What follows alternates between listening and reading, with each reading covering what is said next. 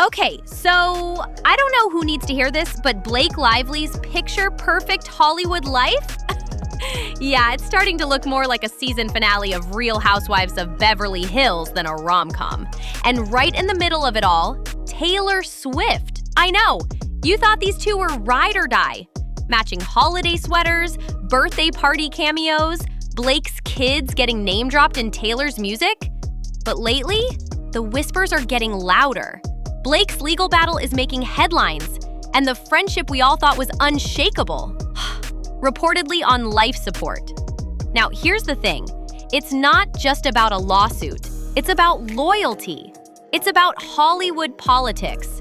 And if the rumors are even halfway true, it's about whether Taylor Swift, queen of turning life drama into chart-topping revenge anthems, is about to write a bridge that Blake Lively will never recover from.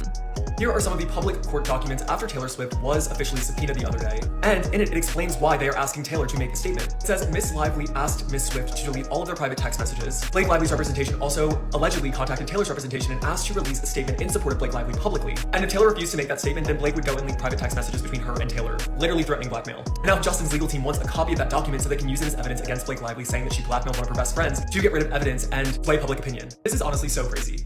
I am shocked. Taylor and Blake Lively have been friends for so many years. I don't know if this is true, of course. This is all alleged. Let me say that. But if it is true, then that is nasty work.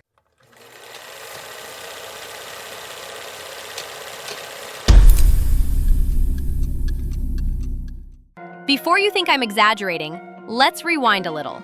Because this all started, or at least went public, when Blake's deposition in the It Ends With Us case suddenly got yanked out of the spotlight. A judge actually scolded Justin Baldoni's legal team for trying to dump it online. His exact vibe? This isn't a press tour. Sit down.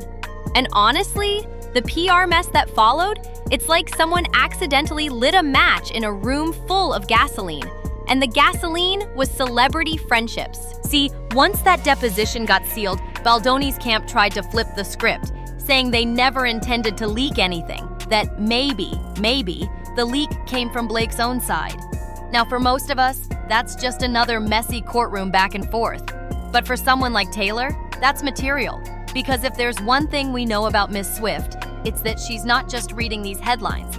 She's filing them away, color-coding the tabs, and maybe humming a melody about betrayal while she does it. The gossip insiders are saying this is where the friendship strain really began. Blake allegedly texted Taylor something about staying out of it. And Taylor didn't love that. Because here's the kicker. Travis Kelce unfollowed Ryan Reynolds right around the same time. Sure, people will say it's a coincidence, but in celebrity circles, social media moves are chess, not checkers. One fan on Reddit even wrote, if Taylor actually writes a song about this, Blake's going to regret it forever.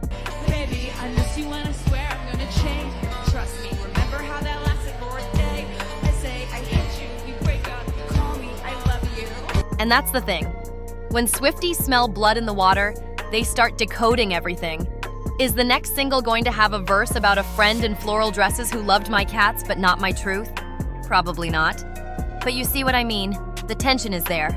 And while all this was brewing, Blake was out here trying to keep her public image bright and breezy, smiling at events, posting perfect family snaps, and doing what Blake does best, acting like everything's fine.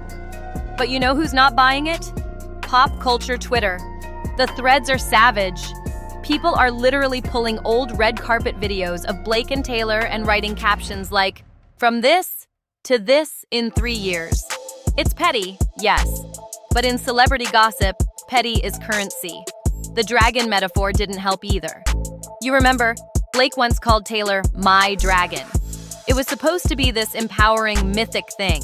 But now, it's being memed as if Blake woke the dragon and got burned. One Reddit comment summed it up. That metaphor became wildfire, and apparently it burned the friendship. Now imagine you're Taylor. You've got a brand built on loyalty, sisterhood, and a little bit of public vengeance when necessary. Your friend is in a messy lawsuit. Her legal team and her critics are dragging your name in sideways ways. And your boyfriend just hit the unfollow button on her husband. That's not just awkward, that's Hollywood awkward, which is 10 times worse. Let's pause for a second and zoom out.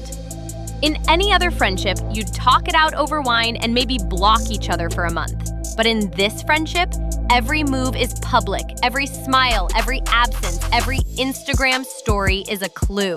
The last time they were spotted together was months ago at one of Taylor's tour stops.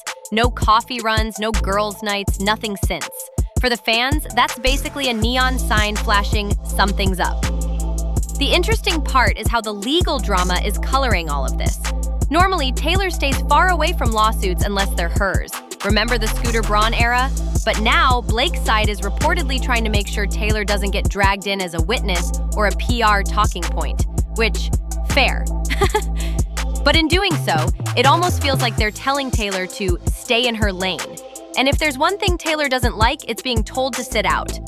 Meanwhile, Baldoni's team keeps pushing back, saying they're not the villains here, hinting that maybe Blake's people are spinning the story. And the whole time, the public's just eating it up.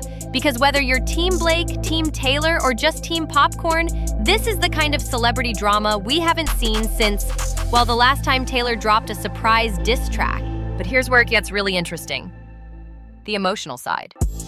Blake and Taylor's friendship was, for years, the kind of Hollywood rarity people loved to root for. Blake's kids are literally immortalized in Taylor's songs. Taylor was a fixture in Blake and Ryan's family milestones. They weren't just friends. They were each other's PR safety nets. When Taylor needed a wholesome image boost, Blake was there. When Blake wanted to show her cool girl side, she was front row at an Eras Tour show. If that's truly crumbling, it's not just sad for them. It's bad for business. Hollywood loves a power duo, and breaking one up makes both sides look weaker. That's why people are speculating this might end in a soft breakup, not a public fallout. Meaning, they'll slowly stop appearing together. They'll still like each other's posts here and there, but behind the scenes, ice cold. And then there's the songwriting fear. Even if Taylor never writes a song about Blake, the fact that Blake reportedly worries about it says a lot. It's like she knows how Swift's world works. If you're in her life and something goes wrong, you might just end up in a bridge and the whole world will sing about it. So where does this leave us? Well, in the next few months, this could go one of two ways. Either they patch things up, maybe we see a carefully staged lunch photo, maybe Blake's at another Eras tour stop with Ryan in tow, or it's over. And if it's over, the internet will definitely know before either of them says a word. For now, the clues are subtle but stacking up. The lawsuit's not going away anytime soon. Baldoni's team is still playing defense. Swifties are still decoding. And somewhere in all of this, two women who were once Hollywood's ultimate friendship goals are reportedly not speaking.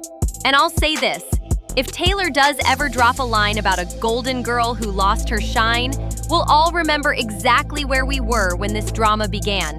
So what do you think? Is this just a rough patch, or the slow, painful end of a friendship that defined a whole era of pop culture?